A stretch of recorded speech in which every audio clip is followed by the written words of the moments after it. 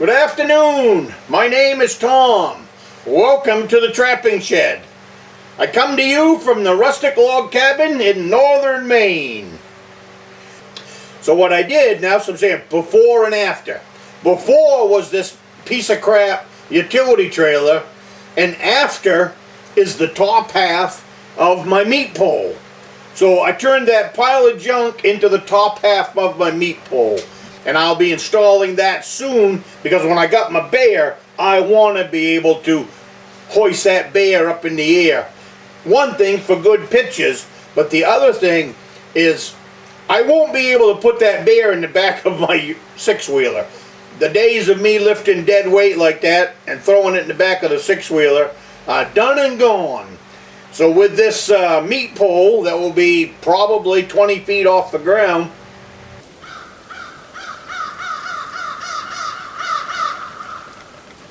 I'll be able to crank the animal up, and then I'll be able to lower him down into my trailer, into my six. It'll either be the utility trailer for behind the six-wheeler or the actual six-wheeler. I'm probably going to put it right into the six-wheeler, because then when I get back to the truck, I can just drive right up into the trailer with the bear on the back and not have to tug on him at all. So that's exactly what I'm going to do. But have a cup of coffee with me. I was able to make the rack for hanging the deer on, or hanging the bear on. So I'm very pleased with it, which takes me to a further point in this video, which is don't miss out on your adventure of any part of it. Now, if you're new to getting into this sport and you don't think you got to go out and buy absolutely everything. There's two reasons I don't want you to do that. The first one is just plain a lot of money. And the second thing is that you're missing out on part of your adventure. Think about this. When I get my bear or I get my deer and I put him on that meat pole and I crank him up, we're going to take pictures of that animal. And then those pictures are going to go through the family, and they're going to be in the family long after you're gone. But also for your own memories of that hunt. You'll be able to look at that bear or look at that deer, and most people probably don't give it a second thought. But I build so much of my gear that it's part of my adventure. And that's what I want to pass on to you guys, is by building that rack, I'm going to take a picture of it. And when I see that bear, I'm going to remember building that rack. I'm going to remember installing that rack. I'm going to remember everything about this year. It's going to bring back memories. It's going to bring back good memories of me building up Beaver Creek and all of that. So that's just, and that's part of your adventure. So if I went to Cabela's and I bought everything for this meat pole and to be able to hang the animal, that's really not much of a memory for the 2022 hunt. So that's what I mean by you're robbing yourself of a big part of your adventure. It's just like building a cabin, getting started on your dream. When you build that cabin for yourself, it doesn't have to be perfect. But when you're done building it and you're in the cabin, or you're enjoying the cabin, you're seeing your family enjoy the cabin, that's great memories. I mean, like the Rustic log cabin. My daughter and grandsons, they adore the place because it's building memories for them. And they know that Papa's built this up for them, or they've helped to build it. So I want them to accomplish the same thing. I want them to be able to build some of their gear. I want them to enjoy what they build out in the woods and see how useful something that they built can become out on a hunt or out on a fishing trip or whatever. It's all part of your adventure. Taking this junk to riches was all part of the adventure for me. If you guys been following these videos at all, I started the meat pole probably a month ago when I found an old winch, got the winch going, an old boat winch. That's already mounted over on the tree, so that part's installed. And now I've built the rack for up on the top that will go up into the tree, about, like I said, 20 feet off the ground. So it's all part of, when I get that first bear or I get that first deer, I want that bear or deer hanging in front of Beaver Creek so that the whole picture takes in the project for the last 2 years. We started the beginning of last summer, and the final nail for this project will be once I've got a bear hanging on that meat pole, or once there's a buck or even a doe. It doesn't matter. Once I get a piece of meat hanging on that meat pole, then that's when we'll drive the final nail in this, and we will say Beaver Creek is up and running. So, and that's just the way my mind works. I don't want any part of my life to rob me of any part of this adventure, and that's why I'm trying to pass this on to you.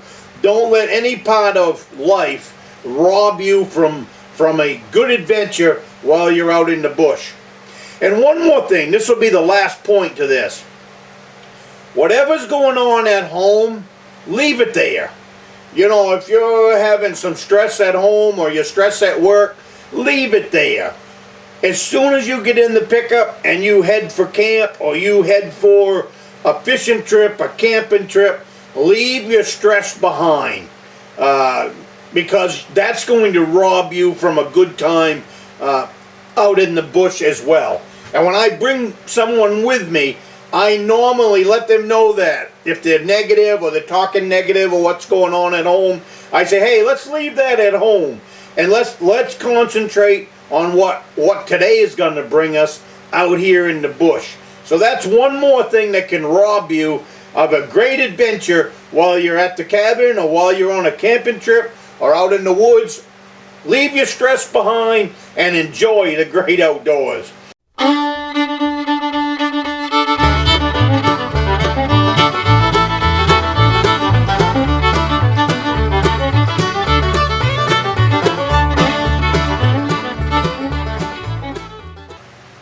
I really hope that any of these videos in this series will get you kick-started onto a bear hunting career. We're going to keep this series going. I'm back on building the second hunt shack, so I'm going to start up another series right now, Deer Hunting 2022. And then we're going to have them running side by side. Right now with the bear, the videos will be too much alike because it's just checking bait, filling buckets, and all of that. I will be bringing a camera along with me up in the tree stand. I'm actually building a bracket for it, hopefully this weekend, along with building the meat pole, building a bracket for my video camera so I can have that setting right beside me.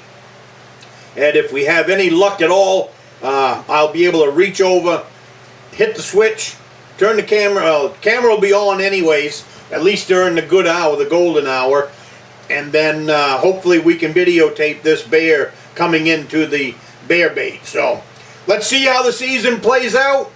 Yesterday, while I was rebaiting my my bear bait on the way out, I wanted to scout out another piece of woods where they're mowing down all them blackberries. I started a trail in there last year, so I've been adding on to it and adding on to it. But what I want to do is get down to the stream so I can just see what's going on down there. As well as maybe I got permission to hunt, trap that property. So I'm really putting the trail in so I'll be able to trap the stream further from my cabin and get to it by way of the six-wheeler. Be able to slide right down the side of the bank there, look for raccoon, all that stuff. But anyways, and then at the same time, find another location for a bear trap if I decide to put my bear trap on that side of the cabin, whether it be this year, next year, or whenever.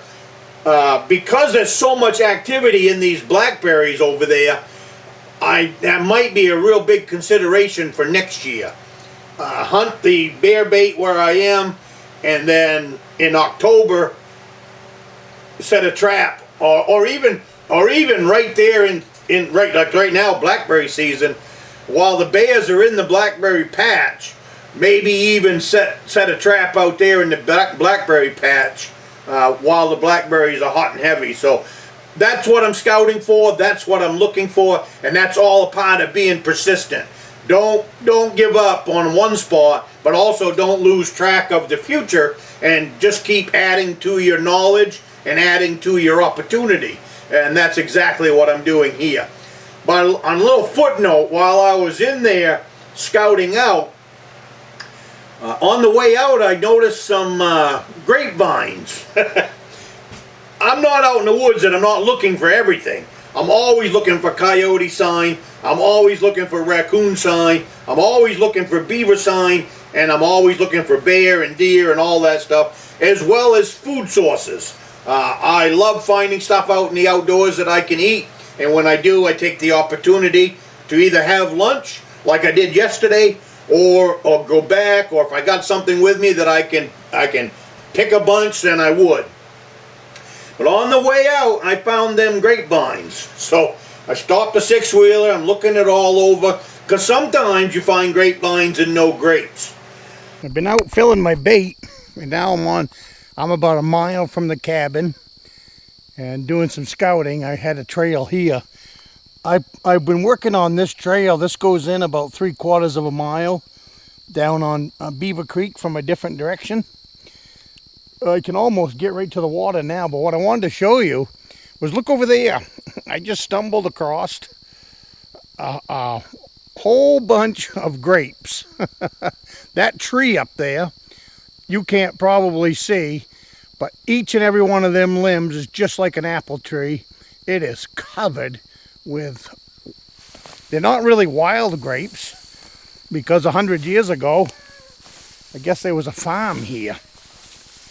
But I've found these things before, and they are very good to eat. And you can see animals have been here munching on them. And I have made grape jelly out of stuff like this. But look in here. Look, beautiful. The only thing is, there's seeds in there.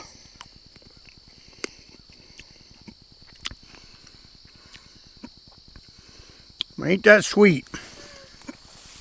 Man could come here, pick all the grapes he wanted, and make all kinds of grape jelly.